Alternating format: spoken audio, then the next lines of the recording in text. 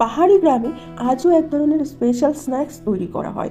আসুন দেখি এগুলো কিভাবে বানানো হয়। সবার প্রথমে পরিষ্কার শুকনো গম ঐতিহ্যবাহী চাকনিতে পিষতে লাগলো, যতক্ষণ না আটায় পরিণত হচ্ছে। তারপর ছাঁকনিতে ঢেলে ভালো করে মিহিদানা আলাদা করে নিচ্ছে।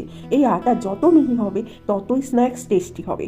এর মধ্যে পরিমাণ মতো লবণ ও জল মিশিয়ে হালকা হাতে মেখে নিল।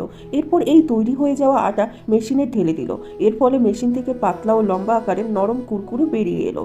তারপর এগুলি কিছু ঘন্টার জন্য রোদে শুকাতে দিল, যাতে এটি শক্ত হয়ে যায়। অন্যদিকে শুকনো লঙ্কা নিয়ে সেগুলি চাক্কিতে পিষে গুঁড়ো করে নিল। তার মধ্যে পরিমাণ মতো চাট মশলা, জিরে, লবণ, চিনি দিয়ে ভালো করে মিশিয়ে নিল। তারপর কড়াইয়ে তেল গরম করে মশলাগুলো ভালো করে রান্না করে নিল। আর এইদিকে শুকনো কুরকুরে ছোট ছোট টুকরো করে কেটে মশলার মধ্যে ভালো করে মিশিয়ে নিল। ব্যাস, তৈরি হয়ে গেল পাহাড়ি স্টাইলে সুস্বাদু কুরকুরে।